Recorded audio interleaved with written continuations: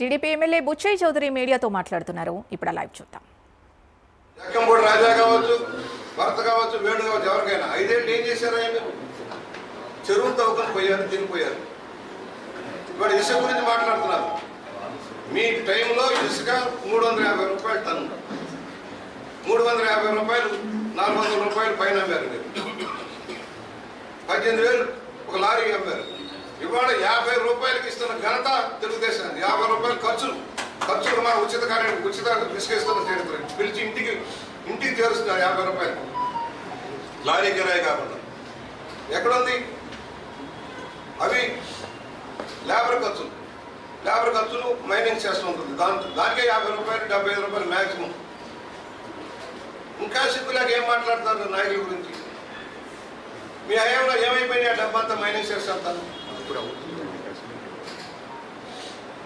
Project గురించి చెబుతున్నారు. Yes, నీవు ఇప్పించిన కాంట్రాక్టరే కదా. ఏమైపోయాడు ఆ కాంట్రాక్ట్? ఎందుకు పనిచేయలేదు?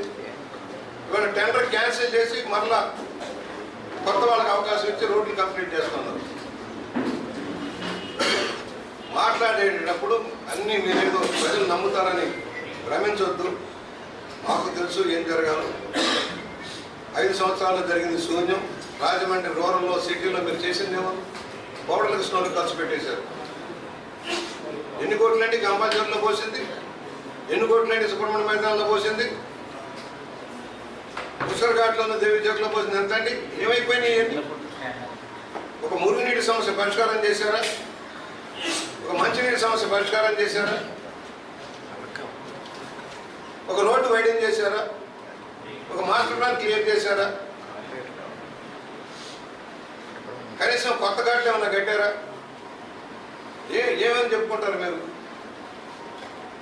మేము వచ్చాం, ఎస్, సైన్స్ సెంటర్ తెచ్చాం, టాటా ఇన్నోవేషన్ హబ్ తెచ్చాం, నర్సరీలకు సంబంధించిన రీసెర్చ్ కేంద్రం తెచ్చాం, మూసేసిన యూనివర్సిటీని తెప్పించుకున్నాం, ఒక్కొక్కరు సంఘాన్ని బాగు చేసుకుంటూ వెళ్తున్నాం. కనీసం మరుగుదొడ్లు బాగు చేయలేదు.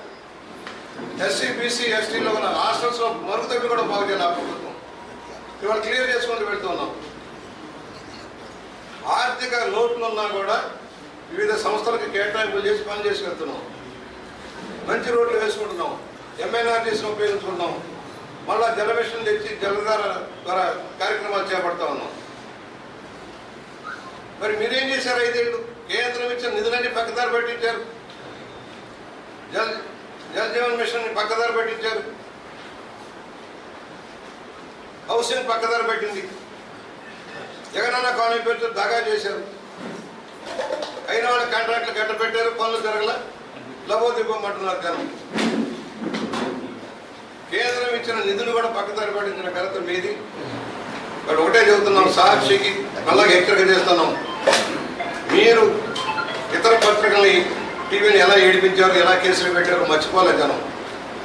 TV5లో, అదేవిధంగా ఈటీవీ మీద మీరు బ్యాన్ పెట్టారయ్యా. ప్రజాస్వామ్యంలో బ్యాన్ పెట్టారు. మీరు అసెంబ్లీకి రానీలా, ఏబిఎన్ రానీలా, TV5 రానీలా, ఈటీవీని రానీలా. మీ జాగ్రత్త రాష్ట్రం అంటే. అసెంబ్లీలో మమ్మల్ని మాట్లాడిచ్చావా? మైకులు ఇచ్చావా?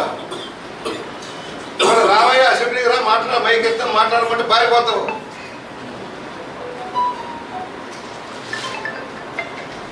అప్పుడప్పుడు తాడేపల్లి విజిట్ చేయడం, అల్లరి సృష్టించడం, జనాన్ని పోగేయటం, రోడ్లు బందోబస్తు కంట్రోల్ లేకుండా చేయటం, ట్రాఫిక్ జామ్ చేయడం నీ లక్షణం. ముఖ్యమంత్రిగా చెట్లు నరికించావు, పరదాలు కట్టించుకున్నావు. ఇప్పుడు అదే పరిస్థితి. జనంలో వచ్చే దన్ను లేదు. నువ్వు రావాలంటే కొన్ని 100 మందిలో 1000 మందిలో పోగేస్తే కానీ బయటకు రాలేని దౌర్భాగ్య స్థితిలో ఉన్నాడు ముఖ్యమంత్రిగా పనిచేసిన వ్యక్తి. వాళ్ళు ప్రజల మధ్య తిరుగుతున్నాడు చంద్రబాబు. మొండు టెండర్లో జనంలో తిరుగుతూ ఉన్నారు. పవన్ కళ్యాణ్ గారు జనంలోకి వెళ్తూ ఉన్నారు. వివిధ ప్రాంతాల్లో మౌలిక సదుపాయాల కోసం కృషి చేస్తూ ఉన్నారు. కేంద్రం నుంచి నిధులు తెచ్చుకోవడం కోసం వెళ్ళినప్పుడల్లా నిధుల కోసం వెళ్తున్నారు. నువ్వు వెళ్ళిన దేనికోసం? బెయిల్ కోసం.